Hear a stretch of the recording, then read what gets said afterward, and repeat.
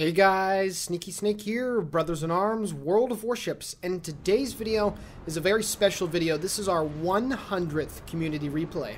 This one was sent in by Estreleca, and he's playing in the Gremyashchy, the Tier 5 Premium Soviet DD, and he's playing some domination in the Ranked Sprint game mode here on New Dawn. So, if you'd like to send us a replay, please send it to BIAworldofwarships, all lowercase, @gmail.com. Please include the replay file, post-game screenshots if you have them, a brief description of the battle, and then if you'd like myself or Spider to do the commentary, you can request for that as well. So once again, thank you guys so much for helping us get to 100 community replays. I know that in the last 2 to 3 weeks we really haven't been on our normal schedule due to various things. Puddin', he had his monitor screen break as far as I'm aware, so he was in the process of getting a new one and getting that fixed. I was pretty busy with work and school, and then of course I also partook in the King of the Seas tournament, so most of my free time when I got to play ships was involved scrimming and practicing and all that, and then of course actually playing. So we pardon for the just the getting off schedule of our normal programming, if you will. But again, we're back, and this is Community Replay 100. I cannot believe that we've gotten to this point. We're getting close to a few cool milestones on our YouTube channel, and we do have some stuff lined up for you guys, but that'll still be a little bit ways away. It's a little bit dependent, actually, on you guys coming and enjoying our content some more. So with that all being said, what are we going to see here in this replay? Well, Ranked Sprint, of course, is the new game mode where it's 8v8 Tier 5, and you play on the low, mid-tier maps, and it's just like Ranked, and you start at rank number 10, and you rank up a lot quicker, and you don't get nearly the kind of prizes that you would expect from a normal season of Ranked or clan battles, but you do get some signal flags and some other goodies, which is nice, and you can also div up with a friend, which is not what he is doing in this replay. But yeah, it's a fun little game mode. I was actually playing some of it the other day with my buddy Static, and we were having a grand old time, and I actually have a really awesome Ohotnik replay from our Ranked Sprint adventure that will be coming up on the channel tomorrow, actually, so I hope you guys get to enjoy that.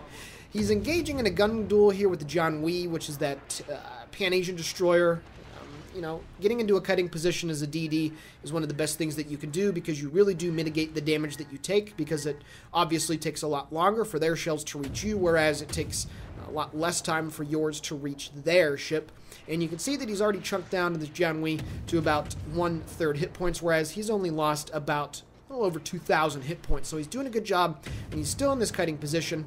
And you can see that the cap is being taken. However, his RPF is not pointed at the John Wee, and that's something that's interesting that he has here. It's a good perk for the Ranked Sprint, because there's usually a lot of destroyers, and it's nice to have that little bit extra advanced warning on where enemy ships could potentially be at. Now you can see, as I mentioned, that the RPF is actually pointed just around the corner of this island. So he's going to go flying around the corner here, and any second now, he's actually going to get a spot here on the Mitsuki, and that's exactly what happened. So there was a DD trying to be sneaky, trying to creep around the flank, but that's A-okay.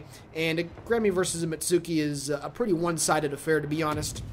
The Mitsuki is going to drop his torpedoes. They do have one-shot potential, because the Japanese torpedoes, they do have very high alpha damage. However, the Mitsuki is going to pull a Notzer and beach against the island, and that's going to signal his death. Sharni over there, as he's now going to get shot at right from the side here. Look at that very nice alpha strike. 2,500 damage there by that Grammy salvo. This shot right here, though, is a little bit off. He shoots right at the bow, but of course, since the destroyer is moving in reverse, the shells go a little bit in front of the ship. But then he corrects his aim, and he manages to pick up his first kill of the game, taking care of that Tier 5 Japanese destroyer. And then he switches his guns back over to his port side to kill the John Wee, and he picks up the very cheeky double strike. So killing 2 DDs in very quick succession. A very nice job right there by Estreleca. But that one salvo, when he's moving in reverse, you got to aim, obviously, lead in the direction that he is moving. So a bit of a misplay right there. If he had a low amount of hit points, it could have cost him his life, but still, he was able to get both of the kills, so that was a very good engagement for his team. However, they still are losing. The enemy has taken control of B and C, whereas his team has not even been able to get onto the A cap. So what they're going to need the enemy team to do is to try and push in and be very aggressive when they have the cap lead, and kind of give them the game back. So we'll see if that's what happens here in this replay. He's moving into a position now to get some torpedoes on the Congo, and this is a very big teaching moment right here. Estreleca. So there's a couple things that you do wrong here, and I just want to point them out to you, so maybe next time you won't get caught off guard, or maybe you'll make the better decision.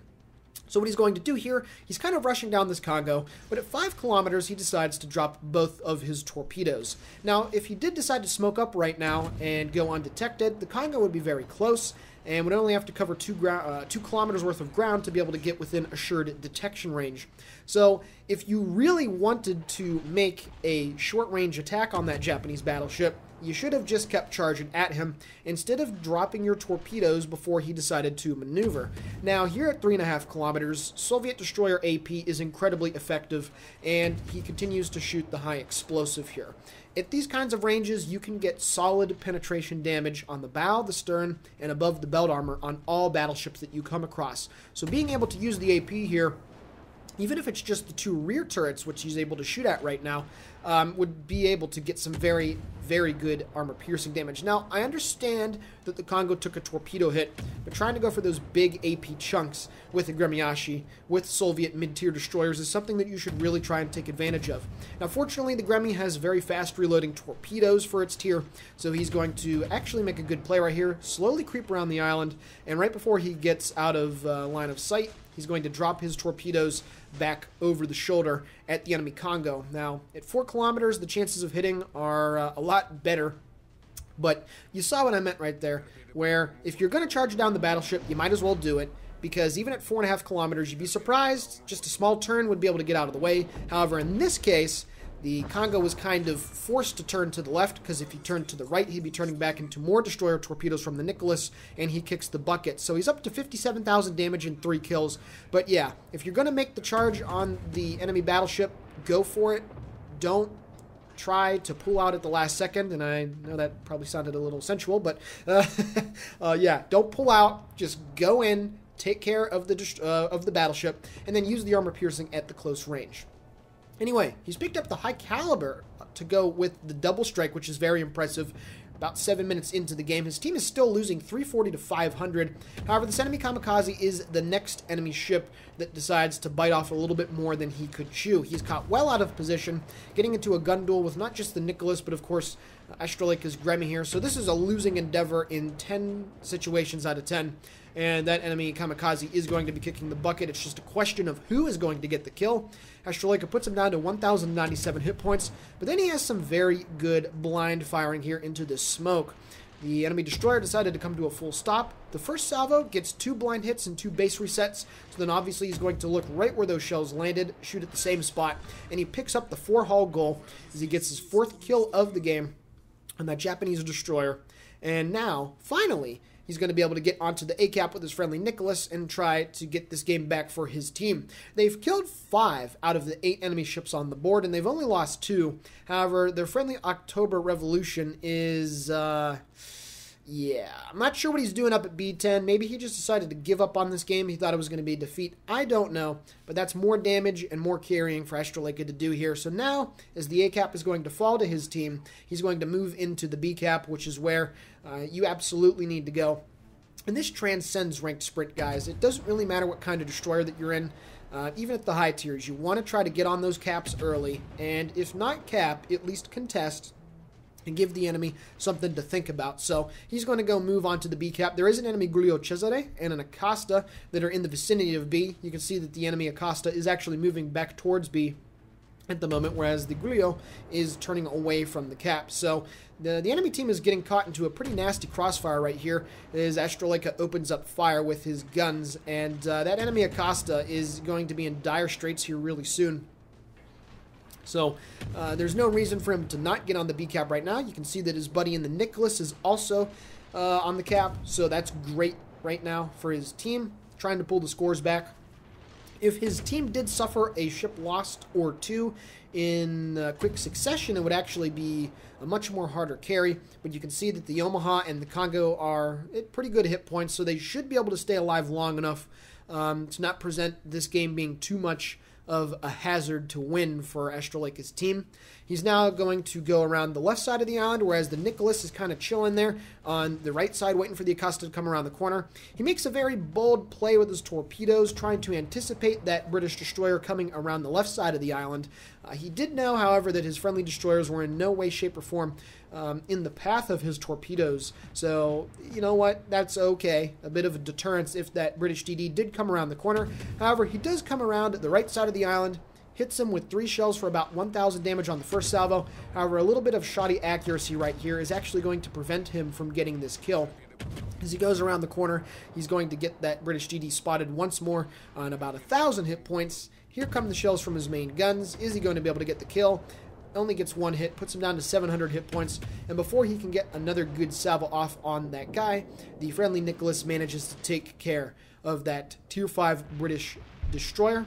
And now with his torpedoes on 13 seconds from the reload and the B-cap now secured for his team, he's going to make a torpedo run here on the Giulio Cesare. Now, the Gremyashchy torps are actually really good for Russian torpedoes at Tier 5. Most of the Russian torpedoes from Tiers 2 all the way up through even 6, if memory serves me right, are very short-ranged. The Gremy torpedoes are actually 8 kilometers, so you can stealth torp with these bad boys. Now, of course, Estreleca strayed a little bit too close to the Giulio right there, but having 8 kilometers of range gives you so much utility. And I found in my World of Warships playing days that I value range more so than speed or damage, because having the range allows you to, reach out and touch people from further distances, and it also allows you to take a little bit more of a risky torpedo drop because there's a chance that you might hit something that is not necessarily spotted. 8 kilometers is fantastic range for Tier 5, and even though that they don't have the best damage, and they're also the slowest, he manages to get 4 torps on target, picking up the devastating strike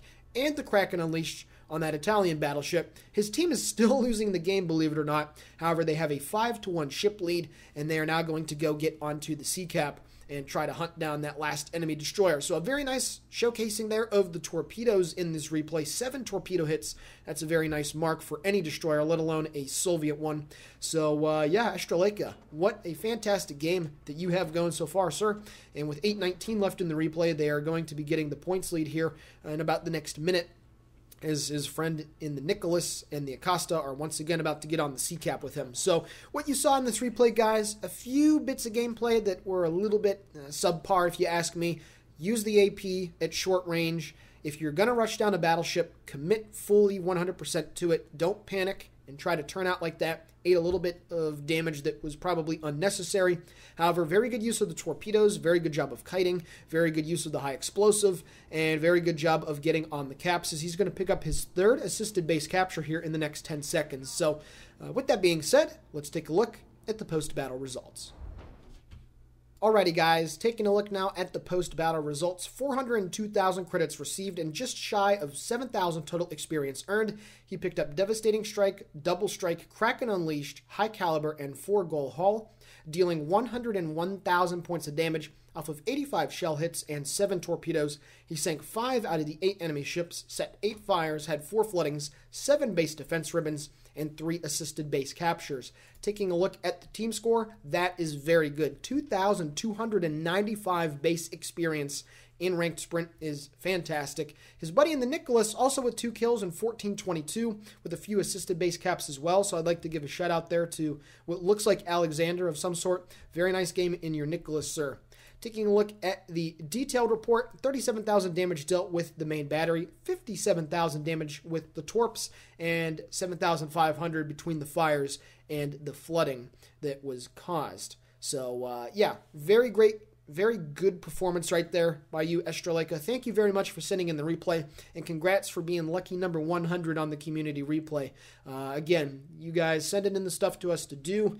I know that we've been slacking in the last couple weeks due to various things, but we should be getting back on our normal schedule, and hopefully you guys will continue to tune in and enjoy our great content. So with that being said, this is the Sneaky Snake for BIA World of Warships signing off. Please consider giving the video a like, commenting on it, sharing it with your friends, whatever you want to do. Thank you for the support, and have a great day.